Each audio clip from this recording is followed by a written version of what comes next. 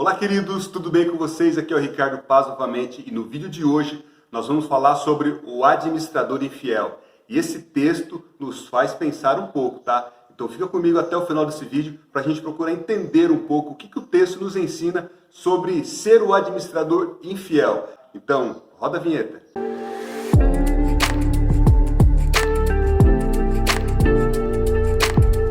Pois bem, o texto que nós vamos ler hoje do administrador infiel está no capítulo 16 de Lucas, tá? Capítulo 16, versículo 1. E contou Jesus ainda aos seus discípulos: havia um homem rico que mantinha um administrador, ou seja, um mordomo. Este, porém, foi acusado de estar esbanjando os bens do seu patrão. Versículo 2. E aconteceu que, mandando-o chamar, o interrogou: que é isso que chega a mim a teu respeito? Presta conta da tua administração, porquanto já não podes continuar com essa responsabilidade. Vai lá para o versículo 8, diz o seguinte: então o Senhor elogiou aquele administrador da injustiça, pois agiu com sabedoria, porquanto os filhos deste mundo são mais sagazes entre si na conquista dos seus bens, do que os filhos da luz em meio à sua própria geração. Maravilha, esse texto nos faz pensar um pouco, porque aqui Jesus está falando para 5 tipos de pessoas, para 5 públicos. Se você for ler no capítulo 15, no versículo 1, ele está falando para quem? Para os publicanos e para os pecadores. No versículo 2 do capítulo 15, ele está falando para quem? Para os fariseus e os escribas. E no versículo 1 do capítulo 16 estão os discípulos. Então, ou seja, são 5 públicos para quem Jesus está contando essa parábola do administrador infiel. Então vamos lá, recapitulando: publicanos e pecadores, fariseus e escribas e os seus discípulos. E aí Jesus conta essa parábola que eu acho interessante. Olha só a parábola que Jesus conta. Conta que havia um homem muito rico que tinha muitos bens, e esse homem ele possuía um mordomo, ou seja, um administrador que cuidava de todos os bens dele, de todas as coisas dele. Só que esse mordomo infiel, ele estava esbanjando os bens do seu senhor. Até que essa informação chegou até os ouvidos do patrão. O que o patrão fez? Chamou esse administrador e disse o seguinte: vem cá, o que está acontecendo? Porque as pessoas estão me dizendo que você está esbanjando as minhas coisas. Provavelmente ele deve ter justificado algumas coisas, mas a Bíblia não nos relata isso, tá? E aí que o patrão falou para ele: ó, faz o seguinte, eu quero que você acerte as suas contas, conserta toda a contabilidade que está com você e passa para mim, porque você não pode mais ficar na administração dessa casa, porque você vai ser demitido. Bateu um certo desespero naquele mordomo. E agora? O que eu vou fazer da vida? Ele deve ter pensado. De repente, aquele mordomo teve uma ideia. O que ele falou? Eu sei o que eu vou fazer para que as pessoas me recebam futuramente quando o meu patrão me demitir. O que ele fez? Ele chegou naquele primeiro que devia para o seu patrão e perguntou para ele: quanto você deve para o meu patrão? Porque até então ele tinha ainda autoridade para negociar tudo aquilo que estava sobre a sua administração. A primeira pessoa disse para ele: eu devo 100 potes de azeite. O mordomo disse assim para ele: então anota aqui 50.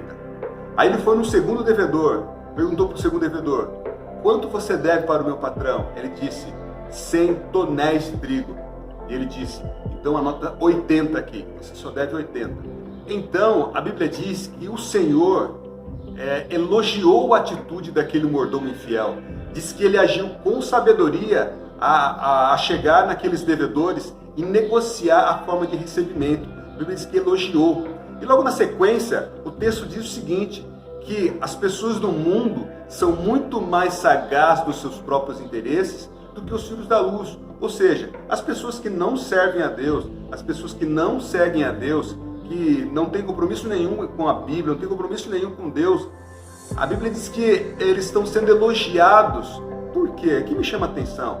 Porque eles fazem o que de fato, com o que eles têm em mãos. Eles correm atrás, né? Está com dificuldade, ele vai, faz, não mede esforços para fazer, para alcançar, para buscar os seus próprios interesses. Que a Bíblia está dizendo que eles são mais sagazes em buscar as coisas para o seu próprio interesse.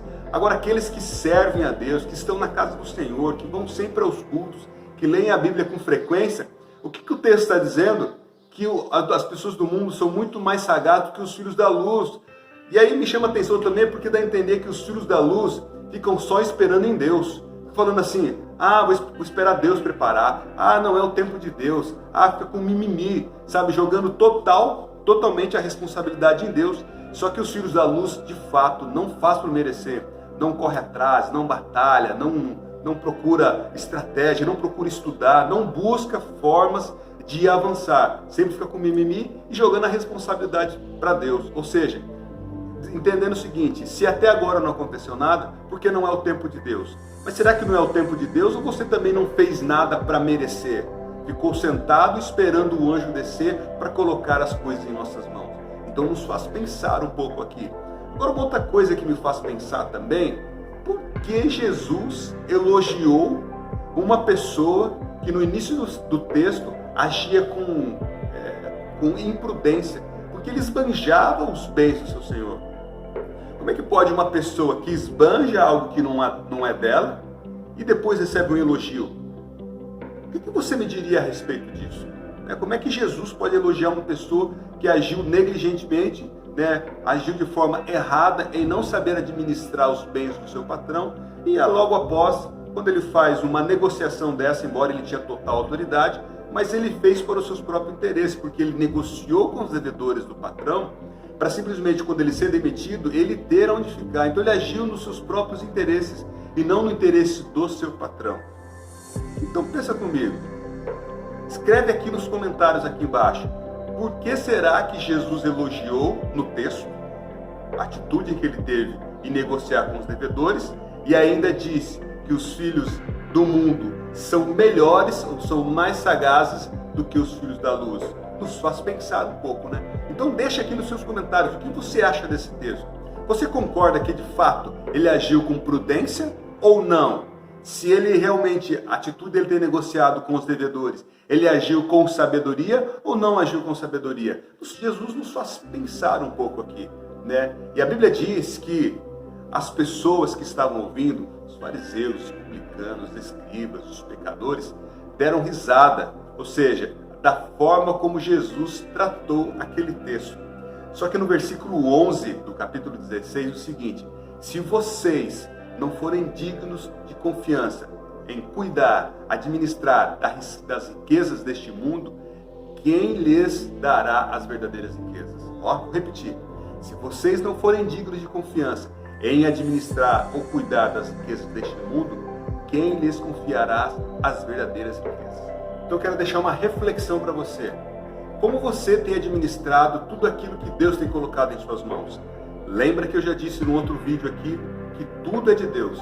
Assim como diz em 1 Crônicas 29, 11 e 12.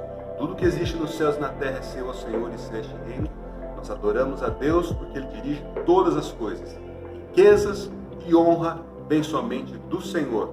Então, como você tem administrado tudo aquilo que Deus tem colocado em suas mãos? Você tem sido um administrador fiel ou um administrador infiel? Isso eu digo não só no que vem nas suas mãos, mas também na sua responsabilidade no seu trabalho, na tua casa. Você tem agido com sabedoria, com prudência ou tem agido de forma negligente? Pensa um pouco. Como você tem agido? Você tem administrado tudo aquilo que Deus tem colocado nas suas mãos?